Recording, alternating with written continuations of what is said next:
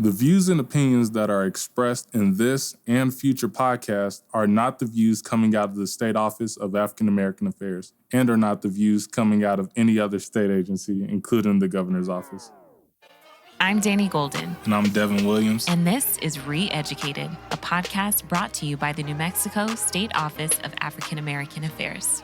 The purpose of the podcast is to educate the community on environmental, social, and physical inequities and challenges that Black communities must deal with, and what can be done to empower the Black community to help them navigate through the understanding of legislation and policy on a micro and macro level. I love our theme song. Don't you love our theme song? It's beautiful. I love it. Thank you. Big shout out to M. Scott Loves Life. That's original music by him. You can go check him out on all major platforms. Love to see our Black people doing amazing things, making amazing art. We got to support each other always. Definitely. Yes. So welcome to this new episode of Re-Educated, woo woo, a podcast where we're going to rethink, relearn, and get re-educated on many topics pertaining to our Black community here in the state of New Mexico. And today we're talking about disparities in employment, in Black employment in New Mexico. So we're going to have a guest on today that is a powerhouse, to say the least, and truly somebody that is worth elevating on this platform of Black excellence. So we'll get to that later. But Devin, you want to kind of get us into it? You can't see my motion, but it was a diving motion. Don't worry, I saw it. You got it. Okay, all right. But yeah, so one of the things before we really get into it, I just wanted to highlight how the state has done a great job in recent time getting Black people in positions of leadership. And so among these Black people, we have Dr. Tracy Collins, who was the dean of UNM's College of Population Health, and she has been appointed as the new head of the Department of Health. We have Sonia Smith, who was appointed as the head of the Department of Veteran Services at the state of New Mexico. And then we also have two other individuals, one named Shamara Henderson, New Mexico's first Black Court of Appeals judge. Hey. Congratulations. That's beautiful. Yes. And then we have Harold Pope, state senator of District 23. All right. Look at us. Yeah, we're moving along. I love that we can open this episode with some amazing people. You know what I mean? Highlighting people that are really paving the way and some positivity. There's a lot of darkness in the world right now. So it's always nice to open on the up and up. Yeah, no, I definitely agree. And just to see that, especially during these times where we're having increases in COVID, you know, all these different spikes, we have things that we're dealing with in regards to the climate of not only the nation, but the state in particular. And so just seeing pockets of Black excellence and to see these individuals, like you say, pave the way for us, it definitely helps me as an individual get through and really see the light at the end of the tunnel, if you will. Oh, yeah. Always. Like we're our own silver lining, you know?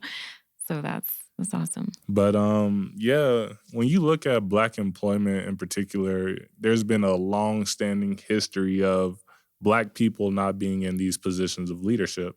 And, you know, we've had to fight and claw our way out of slavery, out of laws that oppress us just to go into the white man's crawl. And so we're having to fly, we're having to soar, we're having to do all these different things. And we're finally beginning to see a shift in representation of Black people in leadership positions. Yeah, especially, I mean, all of those names that you just listed, you know, here in the state of New Mexico, I think with the climate of everything that's going on, there really has begun to be this acceptance of like, this is the new status quo.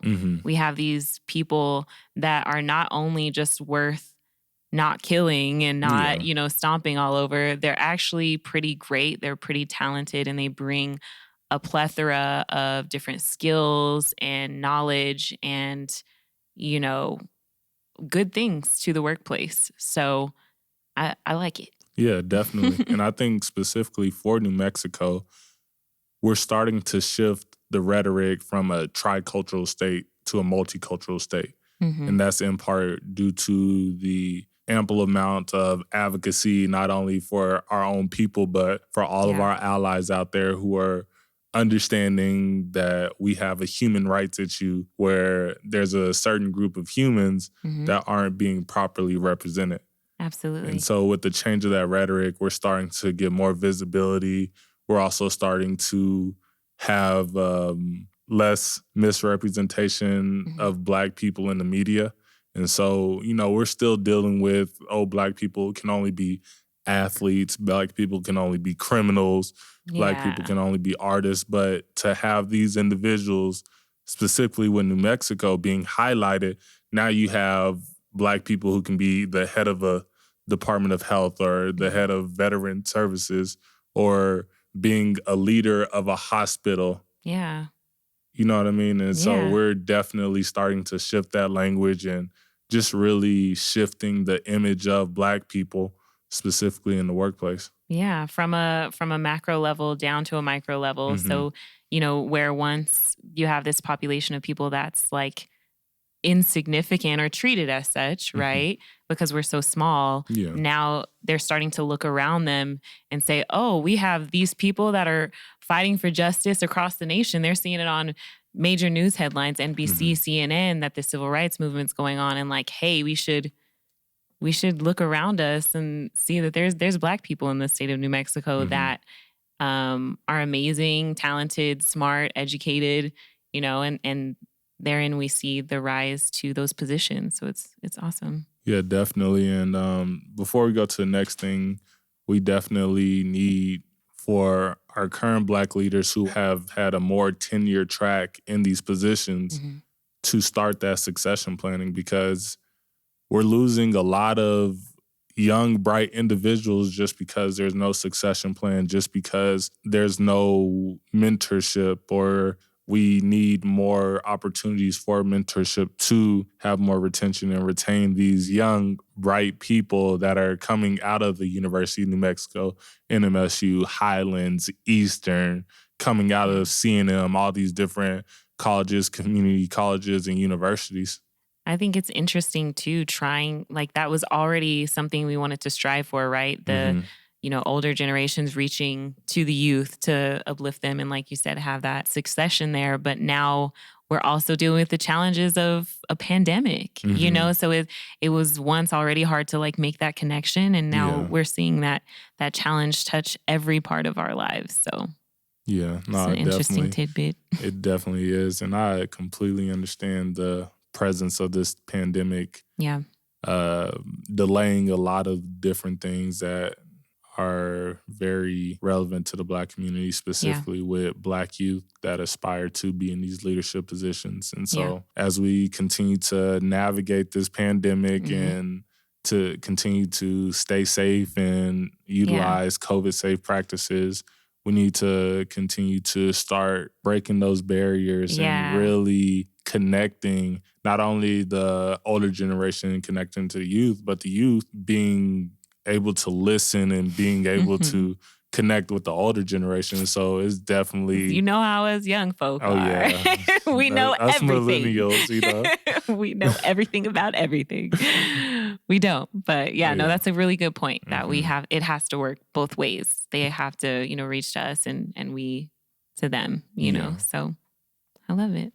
But going into that, we also need to not only look at leadership in other positions, but also really have more support and more visibility for our Black entrepreneurs, and specifically in Black businesses. Oh, yeah.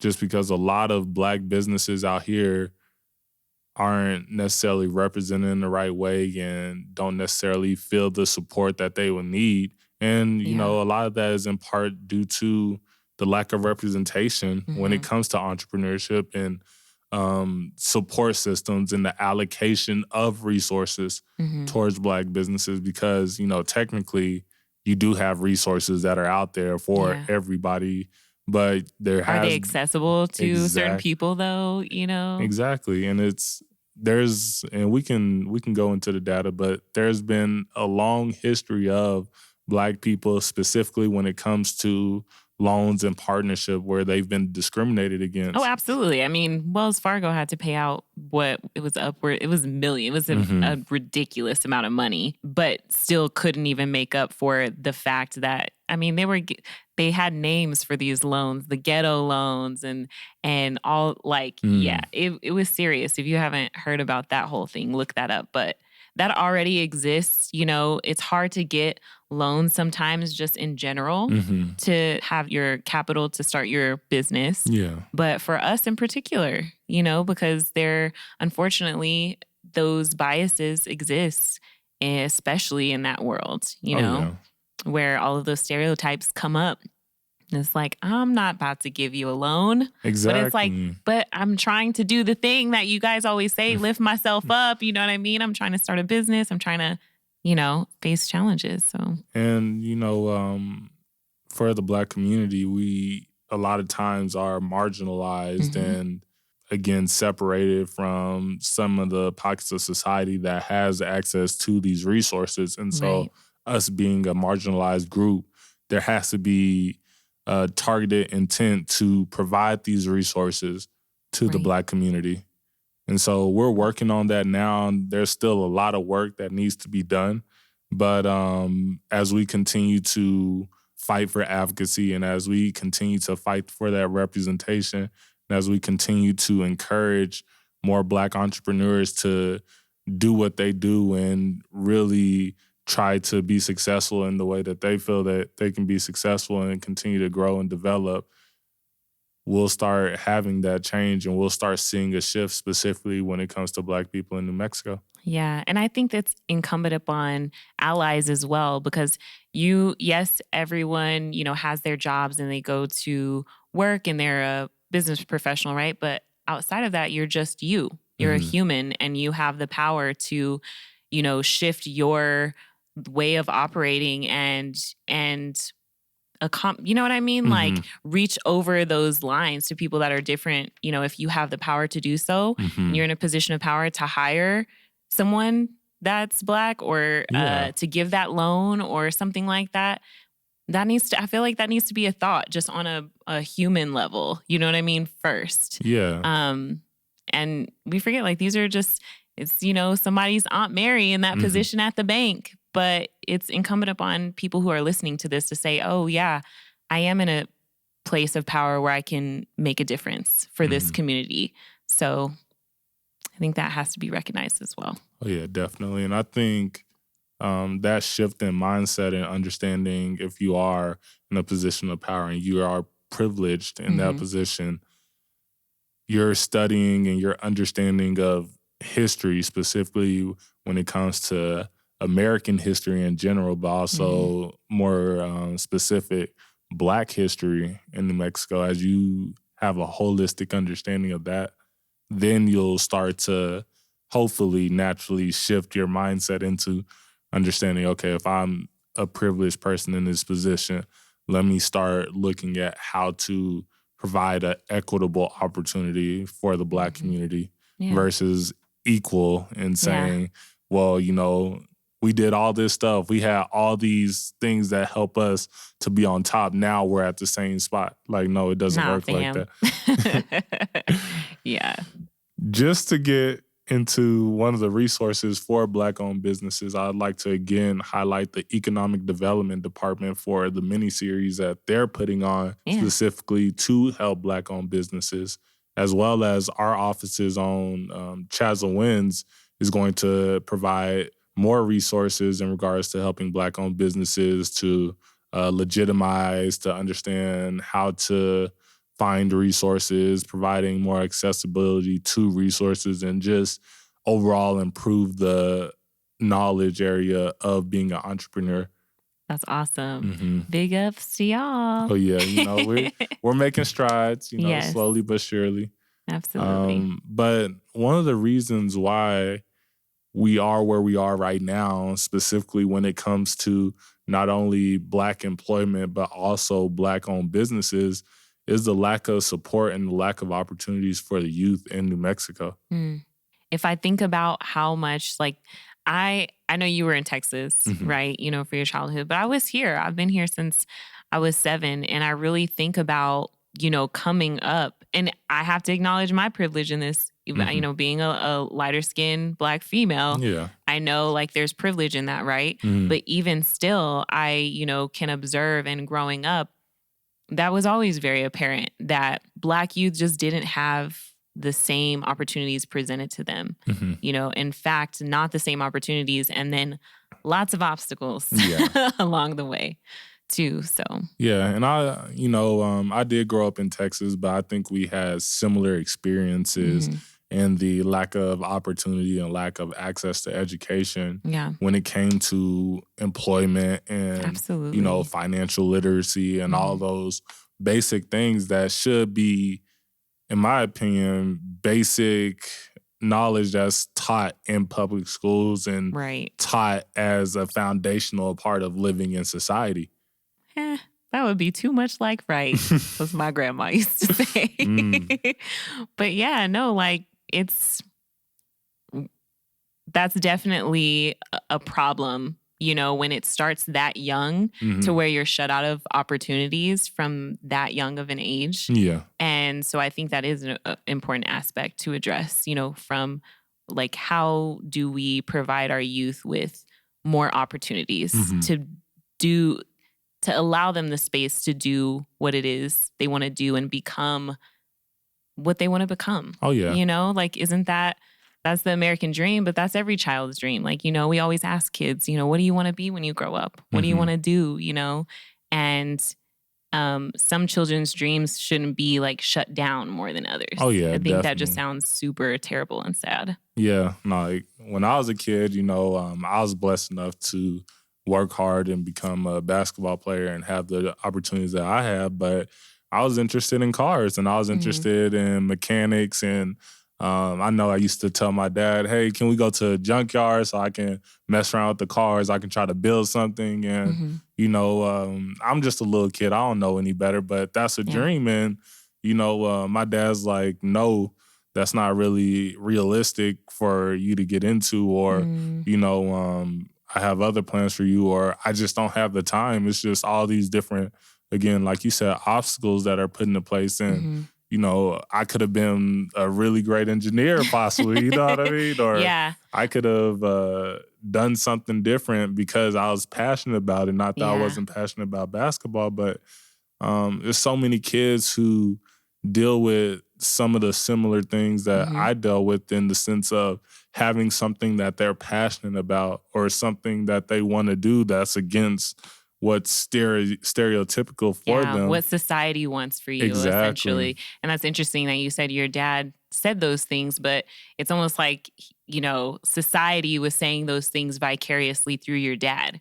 This is what society does to Black people that try to be engineers. And this is, you know, and he's like, this is more reasonable, son, out of love, of course. Oh, yeah. But that didn't escape him, you know, and then he passed that to you, essentially. So, and that happens so often, much more often than we probably think. Oh, yeah, definitely. And I think, you know, as we continue to grow and understand and have more access to information as a society, we are slowly starting to shift again in our thought processes and the way that we perceive what has been deemed right by society. And we're now challenging all these different things like, oh, just because you're Black doesn't mean you can't be an entrepreneur. Right. You can't be in a leadership position. Absolutely. You can't be whatever you want to be. Ultimately, I mean, Black people are not a monolith, so we don't all think the same. Absolutely. But I think we all can agree upon the fact that there's an element to this where we got to step up and we got to, like, yes, we do have to work twice as hard. Oh, yeah. But we're going to, you know, we're highly capable, we're strong people, and we can do that work to create generational wealth and to, you know what I mean? And to create these businesses and be entrepreneurs so that we can elevate ourselves to a certain extent. We do have all of these obstacles and all these things against us, but that's been always. Oh, yeah, we always definitely been dealing with it and still glowing. You know what I mean? So we, you know, have to encourage each other, I think, to really pursue something if that's really what we want, to really, really pursue that and support each other when we do. Oh, yeah, definitely. And I think, as we continue to have all these challenges and have all these obstacles and go against the grain, that's going to essentially refine us and make us deeper whenever we get to what we want to get to versus, having other people who might be privileged and spoon-fed their way to those positions. And then they're the ones looking over the resumes talking about Shaniqua. Oh, no. Can't have that. Yeah. And like, how do we shift that? Shaniqua is the one going over the resumes, okay? Boo, like, she is the boss. Exactly. Like, Shaniqua is hiring, okay? Yeah, no, definitely. And I think, again, just off of our history, there's just something deep about the trials, tribulations, and hardships that we went through as a people that just provides us with a competitive edge, or, not even a competitive edge, but just a unique set of skills and attributes that could make us have an advantage or could provide us with more of a insight in order to do the job that we're needing to do. Yeah. Or to be where we want to be. Absolutely. Yeah, no, we're definitely continuing to shift what we're doing and the way that we're perceived in New Mexico. And one of the biggest issues, not only when it comes to youth having the lack of resources allocated, but being discriminated against just for your hairstyle. Your hair. It's like, it sounds so silly when we say it, right? Because it's just like, it's our hair, but there's so much hate that we encounter. And I don't think that people realize that it's so prevalent, especially in the workplace. Like, I'll be in Smith's and a lady will reach up and touch my hair. And like, that's a thing, right? It doesn't feel good. I'm not really cool with you violating my boundaries like that. Yeah. But then, imagine that happening in a different setting, like work. Yeah. And it does, like, all the time. If you even get to the workplace, right? Without them discriminating against you, or like they didn't bring you in the first place because you had locks or you had twists or you had, you rocking the fro. Yeah. Like, I get so frustrated. I just think about those times when I've really been in professional settings where they'll tell me, like, you should straighten your hair. You should do this. That's more appealing and that's more acceptable. It makes me more comfortable.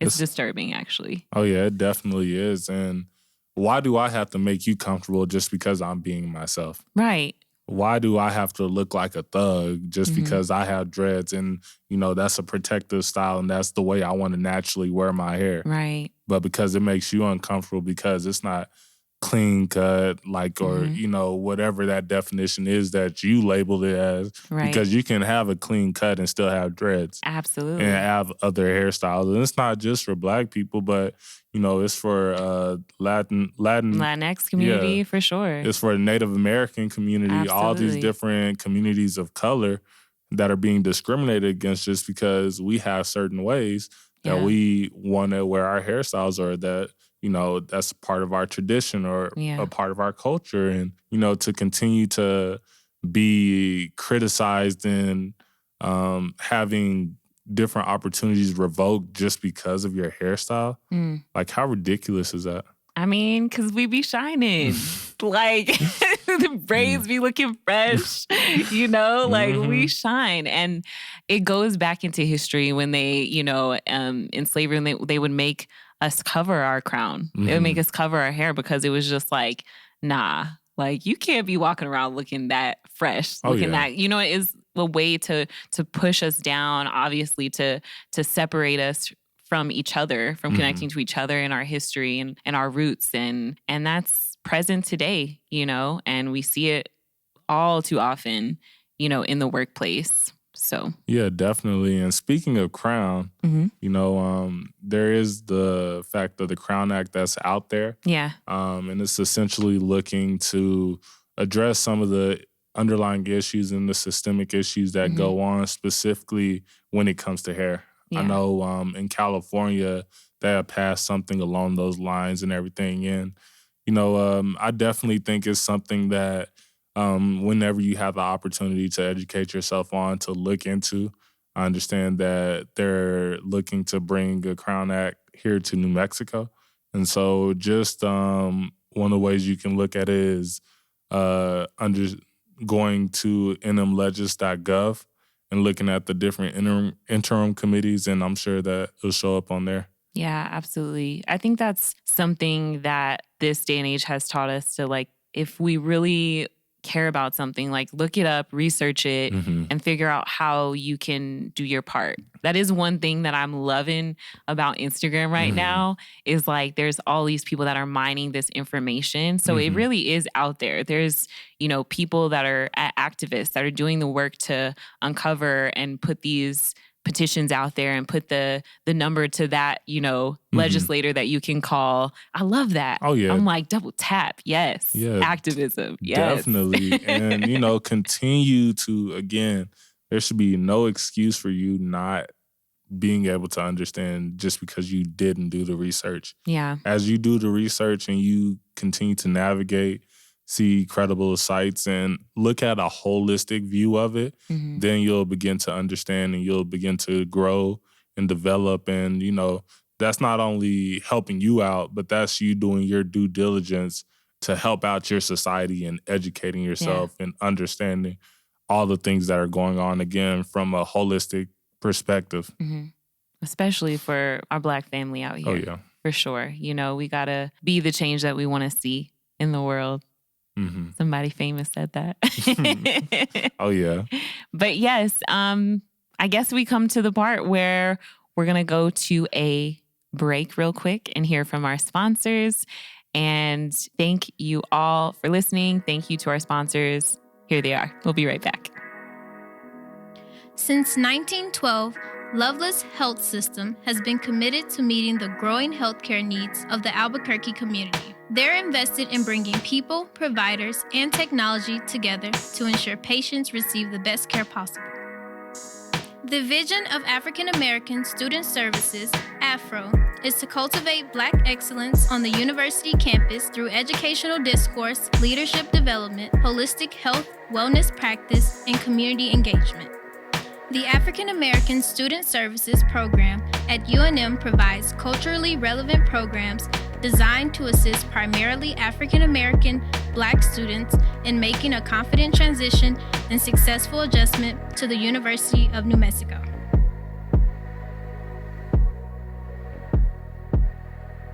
And we're back. Thank you once again to all of our wonderful sponsors, everyone who works so hard to make this podcast possible. We love you, we appreciate you, and we can't say that enough. So next, we have a guest who's going to be coming on. This is someone who, I feel so bad because after learning about all of his accomplishments and his stories, I didn't know about this person. And now I'm knowing what he has accomplished and the position that he's in and how he's worked to elevate other folks in the community. So our guest that we're about to hear from is Denzel Ross, and he is the interim CEO of Loveless Hospitals. My name is Denzel Ross. I am an administrator at Loveless Medical Center. I'm the chief operating officer and administrator for the Heart Hospital of New Mexico. And I'm here to engage in conversation and hopefully lend some insight that our listeners may not have had the opportunity to think about, and hopefully give another side to the story.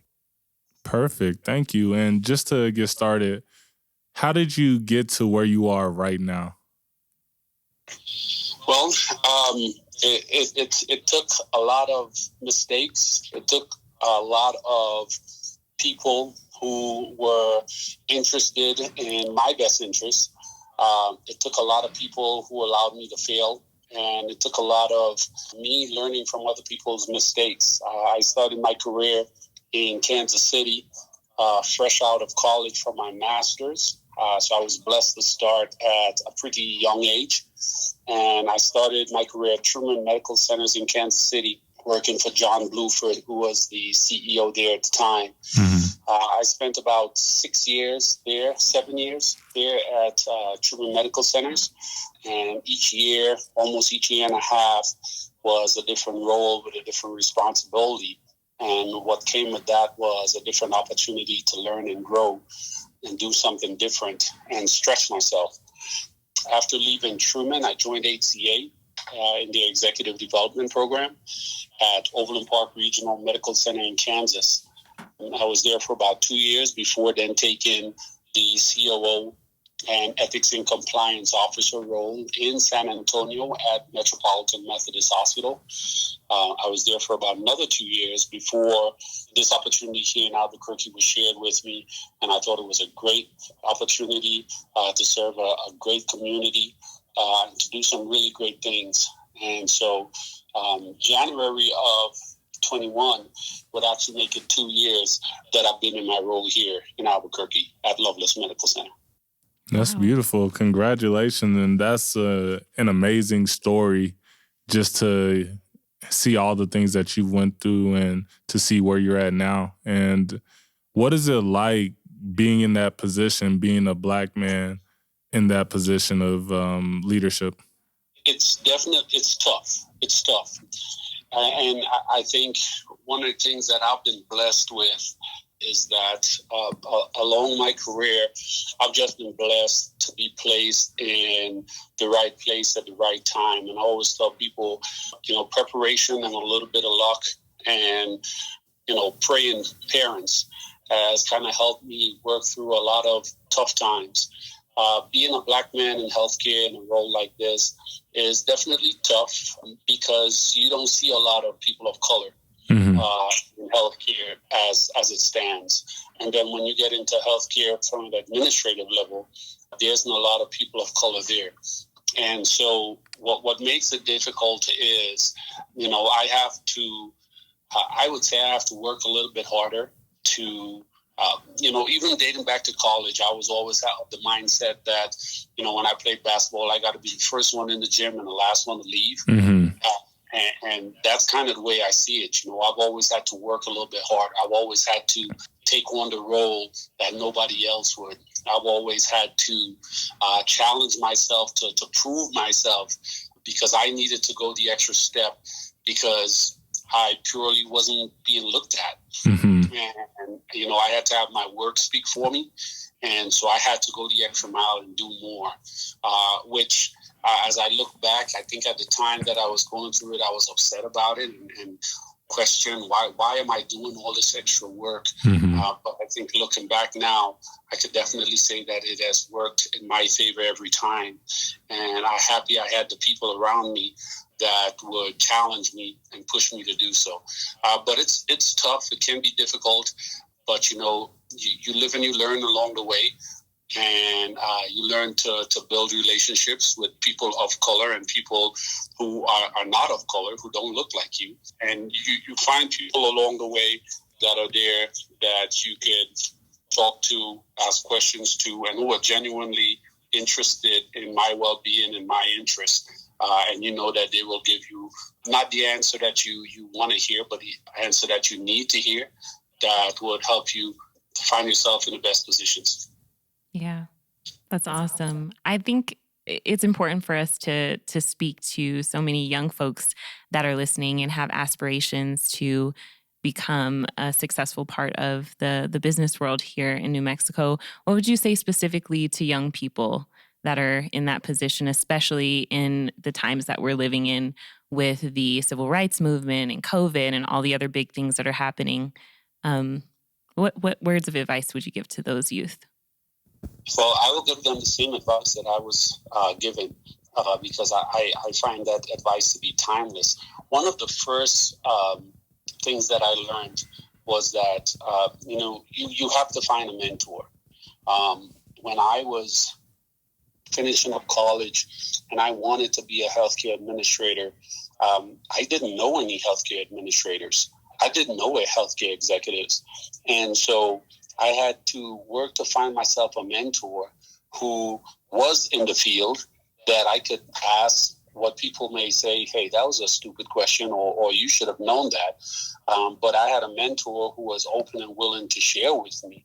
And just by sitting and having conversations with him, I learned so much before I even stepped onto the job. And so even outside of the job, I learned so much from him. You know, he taught me things about how to prepare my resume, how to make that look appealing to institutions and people who would be hiring. He taught me life lessons. And so, you know, he really helped set me on the path that I got onto. And so find a mentor, find someone that you could learn to trust and know that they have your best interests at heart. And so I would say that would be the first thing. The second piece of advice that I was given when I started my career at Truman, working for John Bluford, he said something really short, and at first, you know, I was a little bit confused by it. And he said, you need to be a sponge.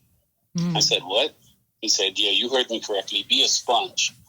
And so I left that one-on-one meeting that day and just really thought about what does it mean to be a sponge. And I was the type of person that, this will tell you the type of person I am. I went and I looked up the definition of a sponge, right? And I said, okay, I know what a sponge is, but what does it mean for me to be a sponge? And one of the things that, you know, I found was a sponge tends to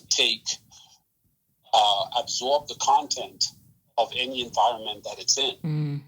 And what that meant for me was I started asking to be in meetings that I would have no input in, meetings that things would typically fly right over my head because I didn't know the acronyms.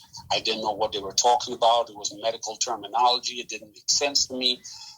But I asked to be in those meetings and be on a fly on the wall and be a sponge. And I started taking notes, and I just started absorbing the conversation that was happening around me.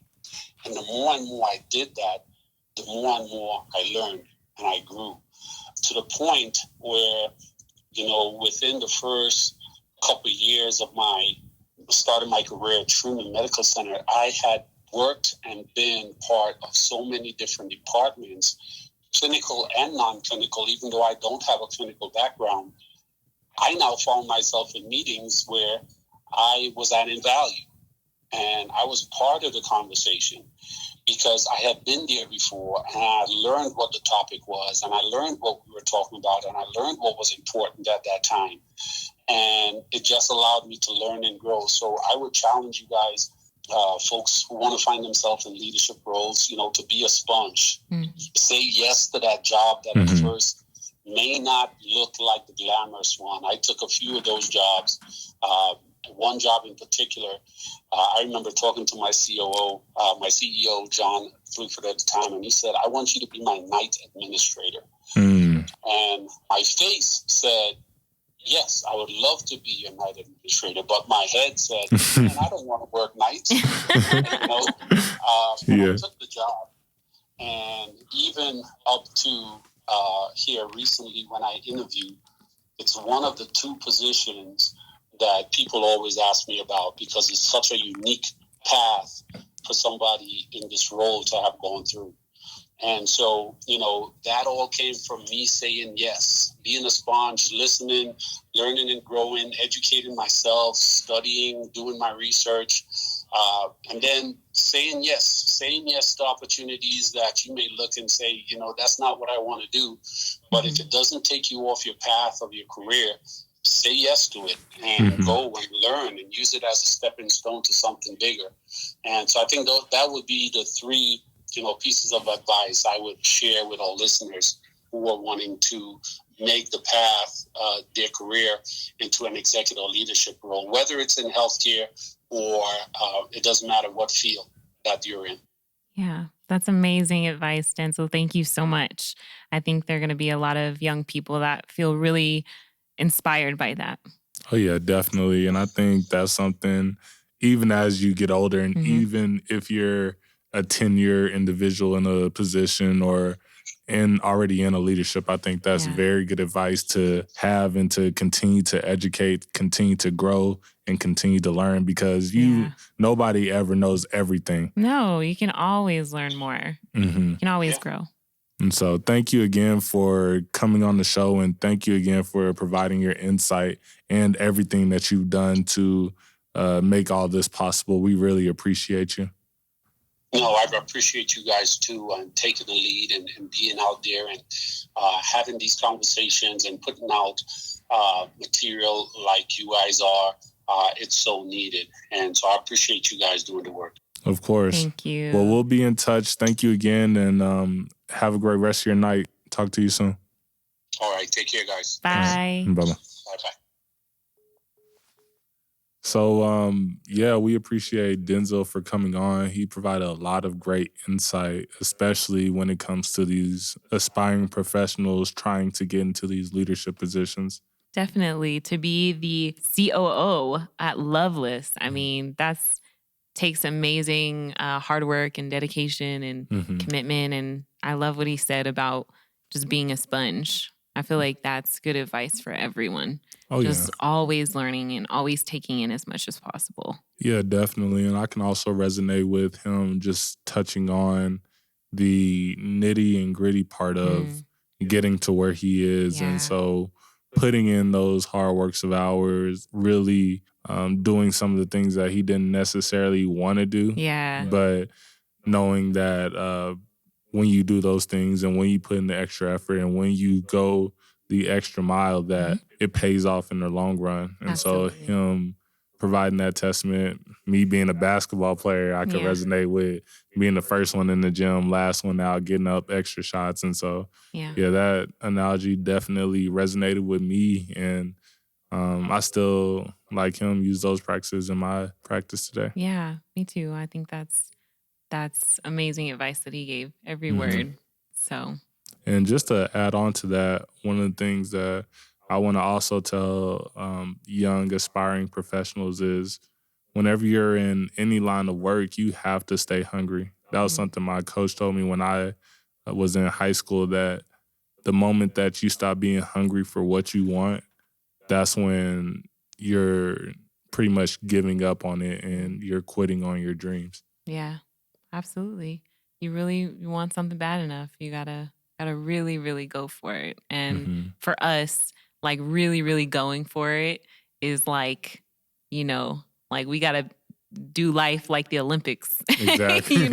Exactly. You gotta train, you gotta research, you gotta rest. Yeah, you gotta rest. Self-care. Take care of yourself. Exactly. And last thing, just to make sure that you're continuing to keep up with the different bills and legislation that are going through. We have our regular long session coming up in January. So as you continue to get a better hold and understanding of legislation and how it works, go to nmlegis.gov to get up-to-date information. And just to give you some highlights of some bills that are out now, you have the Small Business Recovery Act that's helping Black-owned businesses that have been highly affected by COVID-19. You also have House Bill 4 that talks about ethics, specifically when it comes to different government agencies. And so if you have a situation or your understanding of a situation where there's some ethical issues that are going on, make sure you, again, reference that bill. And again, go to nmlegis.gov to get the latest up-to-date information on interim committees, bills that come out, et cetera. Yep. Well, does that wrap us? That wraps us. Except for the glow, of course. Make sure you stick around for that and make sure to like, follow, share, of course. You can find this podcast everywhere. There's a platform for everybody. No excuses. Support. And we thank you for listening and supporting us. And once again, we thank our sponsors, and a big, big thank you to Denzel from Loveless for helping to make this podcast possible. Thank y'all for listening. Thank you. Re-Educated, brought to you by the New Mexico State Office of African American Affairs. Aim to study, identify, and provide change by means of support, advocacy, and resources relevant to the African American community. As a reminder, every voice matters. Make sure you're counted in the 2020 census. The Office of Equity and Inclusion was established by Mayor Tim Keller in 2018. The vision of the office is to inspire and equip city governments to make Albuquerque a national role model of racial equity and social justice. The office is responsible for dismantling systemic barriers to achieve racial, gender, health, and socioeconomic equality. Michelle Melendez is the inaugural director of the Office of Equity and Inclusion. In September, Melendez was instrumental in passing R-2075, legislation that strengthens and reaffirms the city's commitment to addressing racial equity and social justice. The resolution calls on the city to support the startup and growth of businesses owned by people of color, women, racial equity assessments for the city department, and requires equity training for the city council, leadership, and administration. Our very last segment is The Glow, where we'll be highlighting individuals and organizations doing great work in our community. For this edition of The Glow, we'd like to highlight a young lady that goes by the name of Destiny Archibald. Destiny has a 3.84 GPA. She's also part of the National Honor Society while also putting in the work to start a BSU and is co-president at a predominantly white private school. She's also editor of the newspaper at the school, along with being a 5-year letterman and captain of the varsity basketball team. She was selected to attend and represent her school at the National Student Diversity and Leadership Council, along with plans on attending Howard University. Her example of Black youth leadership is the reason why we highlighted her on this edition of The Glow. We'd also like to give a special thank you to our post-production partner, Better Sense. Powered by nearly a decade of audio and production experience, Better Sense exists to help you create your life-changing projects. Go to bttrsnc.com in order to explore how you can awaken the potential of your musical ideas. Thank you so much for listening to our podcast, Re-Educated. We hope you were able to rethink, relearn, and get re-educated on some really important topics. Make sure to visit us at our website, oaaa.state.nm.us. See you next time.